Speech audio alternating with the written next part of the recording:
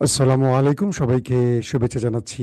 মাসুম মাহবুব দেখছেন open the YouTube channel এবং মাসুম মাহবুব Facebook page. প্রিয় দর্শক, ব্রেকিং কিছু খবর আছে আমার হাতে। আজকে আমি আপনাদেরকে সংক্ষিপ্ত সময়ের জন্য সেই খবরগুলো দিতে চাই। প্রথম যে খবরটি সেটি হলো, মার্কিন প্রেসিডেন্ট অবশেষে তার ভুল স্বীকার করলেন এবং তিনি বললেন ইসরায়েলকে বাঁচাবার জন্য তাকে যুদ্ধে যেতে হয়েছে।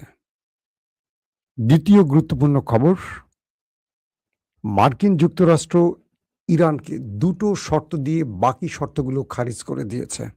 তার মানে আমেরিকা যে ভুল স্বীকার করেছে সেই ভুলের পথে আবার হাঁটছে, অর্থাৎ আরেকটি বড় যুদ্ধের দিকে হাঁটতে যাচ্ছে মার্কিন যুক্তরাষ্ট্র।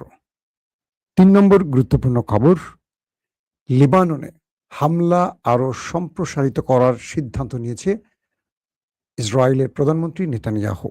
তিনি বললেন তার বাহিনীকে তিনি আরও জোরদার হামলার নির্দেশ দিয়েছেন। পাশাপাশি ৩টি রাষ্ট্র দখলে এখন মরিয়া ইসরায়েল। ৪ নম্বর গুরুত্বপূর্ণ খবর, ইমরান খানের সাথে গোপনে দেখা করেছেন পাকিস্তানের সাবেক সেনাপ্রধান। বলা হচ্ছে আসিফ মনির কি বার্তা পাঠালো সেই বিষয়টি নিয়ে এখন চাঞ্চল্য সৃষ্টি হয়েছে পুরো পাকিস্তান জুড়ে। প্রিয় দর্শক, আমি আপনাদেরকে এই খবরগুলো দেওয়ার চেষ্টা করছি একটা একটা করে। প্রথম যে খবরটি দিয়ে শুরু করতে চাই, ইমরান খান। পাকিস্তানের এই মুহূর্তে সবচেয়ে জনপ্রিয় নেতার নাম ইমরান খান, যিনি শেষ নির্বাচনে সর্বাধিক আসন পেয়েছিলেন কিন্তু ক্ষমতায় বসতে পারেননি। অর্থাৎ পাকিস্তানের সামরিক ইস্টাবলিশমেন্ট ইমরানকে ক্ষমতায় বসতে দেননি। তার আসন কমিয়ে যারা পরাজিত শক্তি, যারা ইমরান খানের আসনের ধারে কাছেও ছিল না, তাদেরকে বানানো হলো পাকিস্তানের সরকার। অর্থাৎ পাকিস্তান সামরিক বাহিনী যেভাবে চায় সেভাবেই রাষ্ট্র পরিচালিত হয়, সরকার গঠন হয়। এটা আবারও প্রমাণ হয়েছিল। এরপর থেকে ইমরান খান জেল থেকেই তার পুরো লড়াইটা এখন পর্যন্ত টেনে নিয়েছেন। প্রায় ৩-৪ বছর হয়ে গেছে ইমরান খান এই লড়াইটা অব্যাহত রেখেছেন জেল থেকে। আস্তে আস্তে পিটিএর মধ্যে হতাশা সৃষ্টি হয়েছে, কারণ পিটিএর যে নেতাগুলো ছিলেন বাইরে, তারা ইমরানের দাবি অনুযায়ী বড় আন্দোলন সফল করতে পারেনি।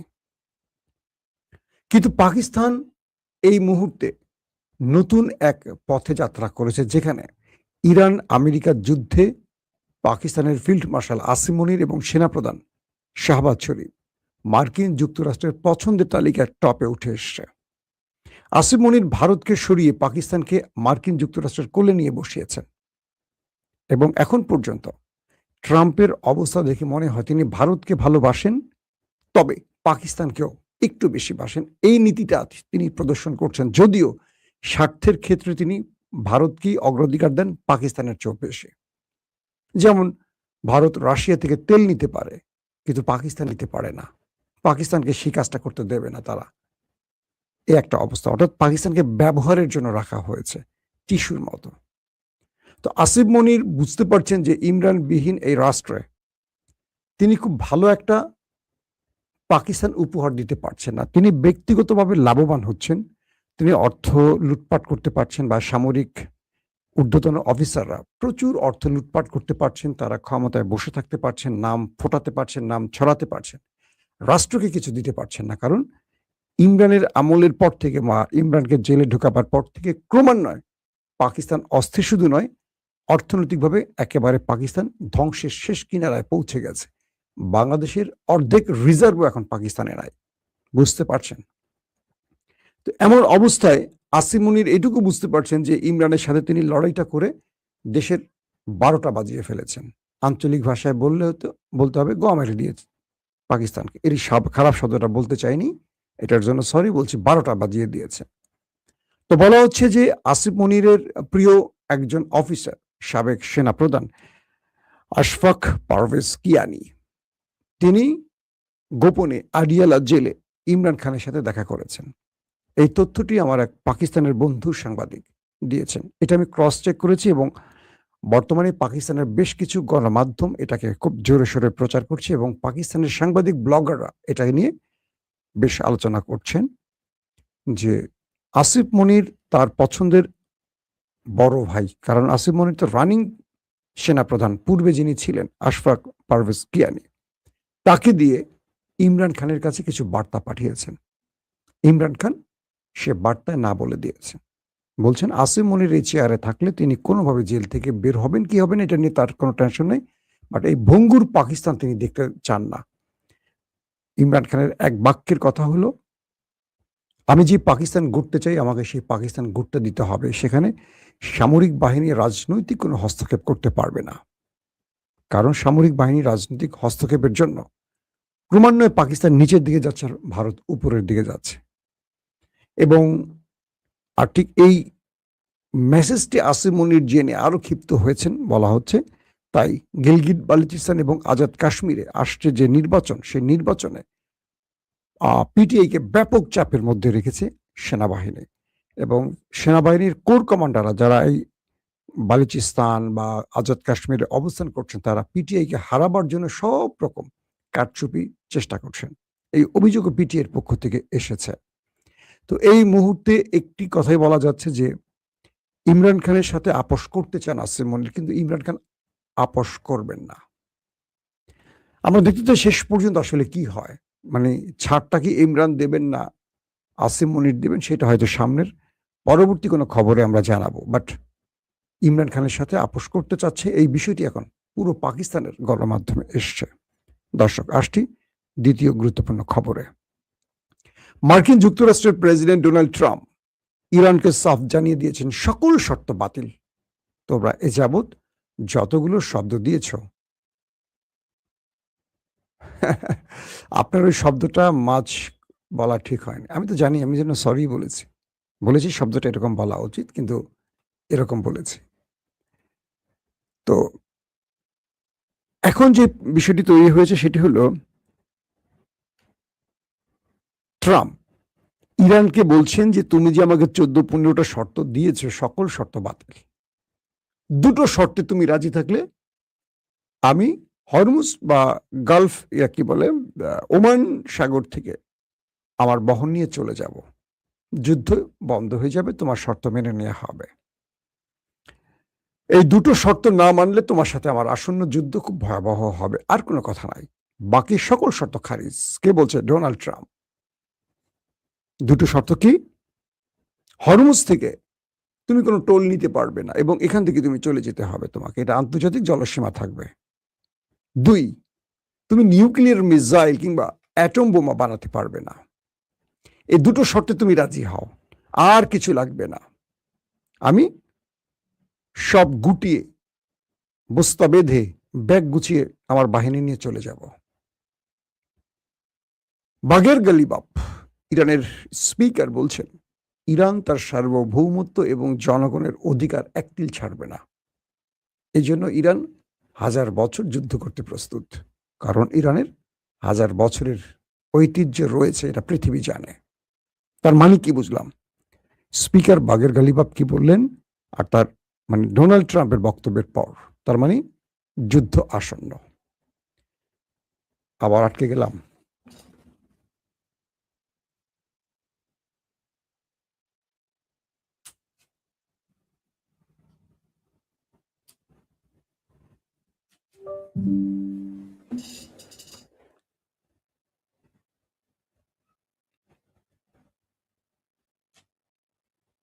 মাঝে মাঝে আমি আটকে যাই, বুঝছেন, ফ্রিজ হয়ে যায়। কেন ফ্রিজ হয়ে যায় জানি না।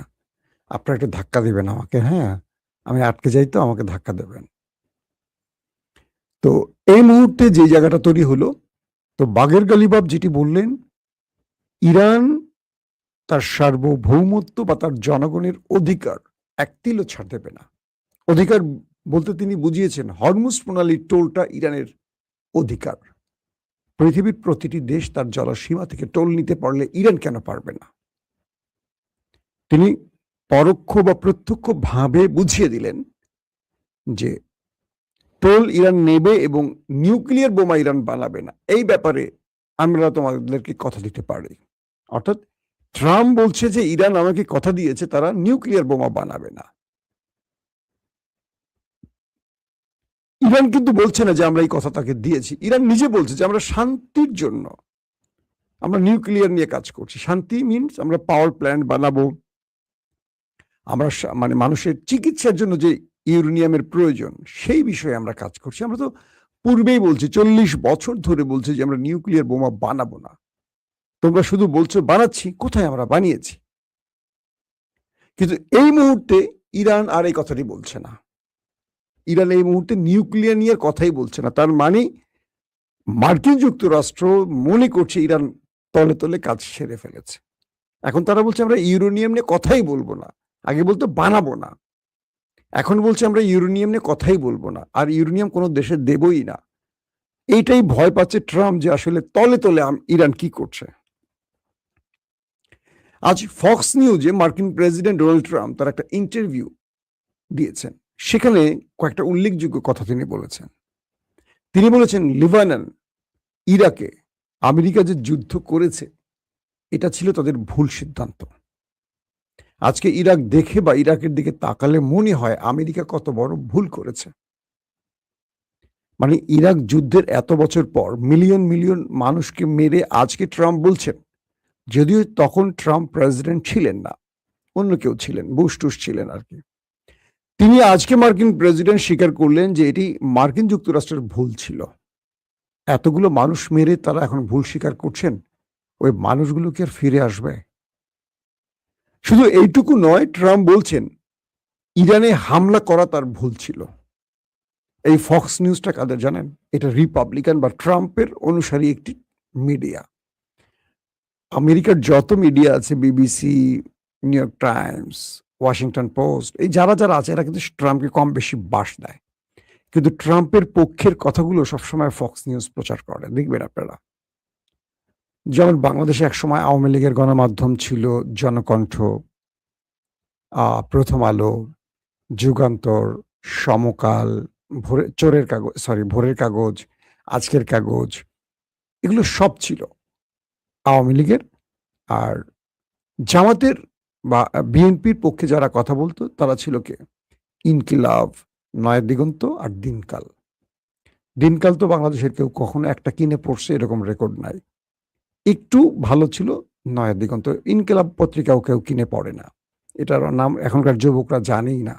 একসময় পত্রিকাটার খুব মান ছিল, এই পত্রিকাটা দেশের জন্য ভালো ভূমিকা রাখতে পেরেছিল।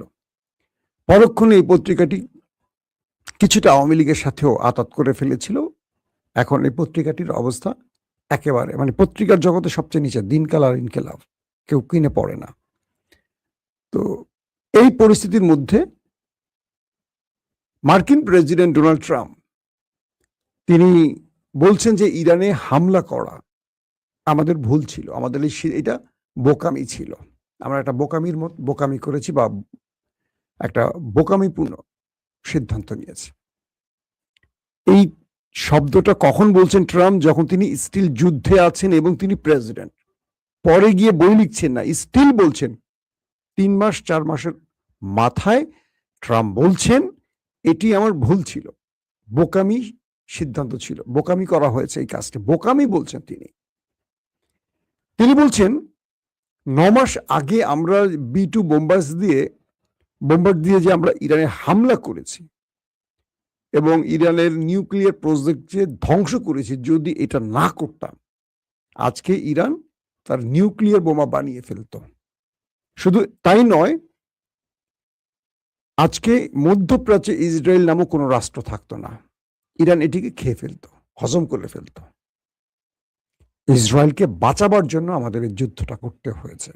কে বলছে? মার্কিন প্রেসিডেন্ট ডোনাল্ড ট্রাম্প, ফক্স নিউজে। অর্থাৎ তার এই সরল স্বীকারোক্তি কয়েকটা বিষয়কে ইঙ্গিত করছে। এক, ইসরায়েলকে বাঁচাবার জন্যই তিনি ইরানে হামলা করেছেন, আমেরিকান কোনো স্বার্থ নেই, যার কারণে আমেরিকা বা আমেরিকার এস্টাবলিশমেন্ট বা আমেরিকার কংগ্রেসম্যান, রিপাবলিক হই কংগ্রেস বলি, সিনেটর, কেউ এই যুদ্ধটা চাইছে না। এবং পেন্টাগন, মার্কিন সামরিক সদর দপ্তর, তারাও এই যুদ্ধ চাইছে না, কারণ এই যুদ্ধটা আমেরিকার একতিলও স্বার্থ নেই, পুরোটা ইসরায়েলের স্বার্থ।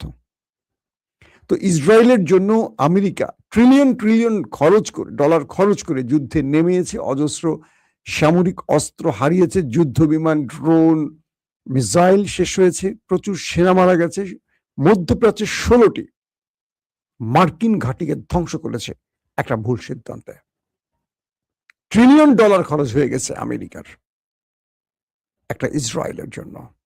তিনি বলছেন এই সিদ্ধান্তটা ভুল। তার মানে এটা কি? তারা ইরান সম্পর্কে ওয়াকিবহাল ছিলেন না যে ইরান কোন লেভেলে পৌঁছে গেছে। বলা হচ্ছে ইরান তার যুদ্ধবিরতির পর সামরিক খাতকে এতটা পাওয়ারফুল করেছে যে আমেরিকার গোয়েন্দা তথ্যের আলোকে প্রেসিডেন্ট ট্রাম্প বারবারই সিদ্ধান্ত নিয়ে পেছনে চলে যাচ্ছেন। ইরানে হামলা করবেন কি করবেন না।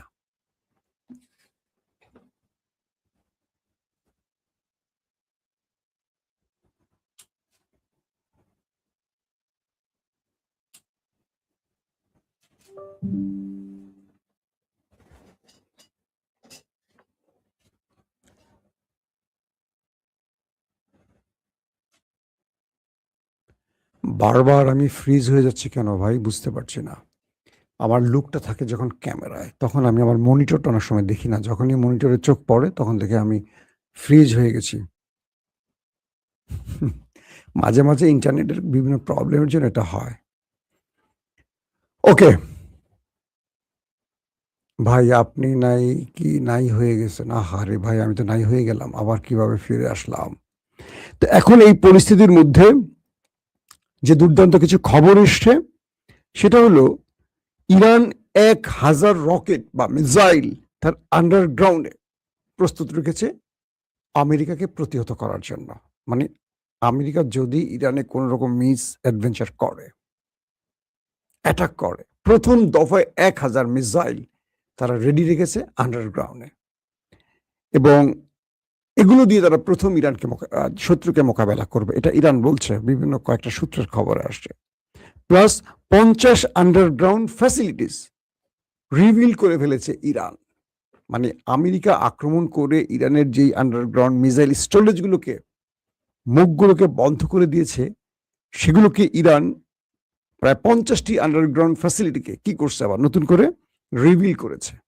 তার মানে এগুলো প্রস্তুত এখন হামলার জন্য। মাটি ফুঁড়ে ভয়ঙ্কর মিসাইলগুলো এখন যে কোনো সময় একটা সুইচ টেপার সঙ্গে সঙ্গে শত্রুকে টার্গেট করবে। পাশাপাশি গাজা, সিরিয়া এবং লেবানন, এই 3টি দেশে দখলদারিত্ব বজায় রেখেছে আমাদের নেতা কাকু। নেতানিয়াহু আজ তার বাহিনী IDF কে বলে দিয়েছে লেবাননে তাদের হামলা আরো বাড়াতে হবে এবং সম্প্রসারণ নীতি, দখলদার বা দখলদারিত্বের যেই তাদের টার্গেট, সেটাকে আরো বড় পরিসরে ছড়িয়ে দিতে হবে। নেতানিয়াহু নিজে বলছেন। আমি বুঝলাম না আজকে কি প্রবলেম হলো, ক্যামেরা বারবার আটকে যাচ্ছে কেন?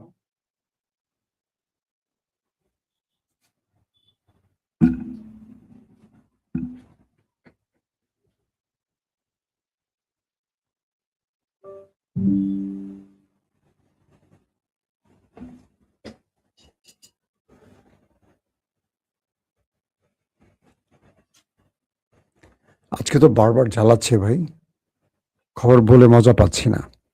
তো নতুন করে নেতানিয়াহু তার নীতি ঘোষণা করেছেন এবং তার বাহিনীকে লেবাননে বড় হামলার নির্দেশ দিয়েছেন। এটা আরো ভয়ঙ্কর পরিস্থিতি তৈরি করবে এবং বলা যায় যে এটা যুদ্ধকে আরো কি বলবো বড় আকারে ছড়িয়ে দেবে মধ্যপ্রাচ্যে। আপনারা হয়তো আজকে একটা খবর পেয়েছিলেন যে কাতার, তারা ইরানকে হরমুজে টোল দেওয়ার ব্যাপারে তাদের সম্মতি জানিয়েছে। মানে কাতার ইরানের এই টোল নেয়ার ব্যাপারে তাদের সহমত প্রকাশ করেছে, যেটা আমেরিকার জন্য অনেক বড় ধাক্কা। যে কারণে আমেরিকা আজ খেপে গিয়ে বলছে সকল শর্ত বাতিল। তারা 2টো শর্ত বাইরে আর কোনো বিষয়ে কথা বলবে না। এখন বিশ্ব পরিস্থিতি আরেকটা যুদ্ধের দিকে যাচ্ছে। ট্রাম্পের এক এক সময় এক এক কথা, একবার বলছে ইরানে তাদের আক্রমণ ভুল ছিল, বোকামি হয়েছে, এই সিদ্ধান্ত তাদের সঠিক ছিল না। আবার তারা ইসরায়েলকে বাঁচাবার জন্য এই আক্রমণকে বৃহৎ পরিসরে ছড়িয়ে দেবার সিদ্ধান্ত নিয়েছে। দর্শক, আজকের মতো বিদায় নিচ্ছি। প্রত্যেকে ভালো থাকবেন। আল্লাহ হাফেজ।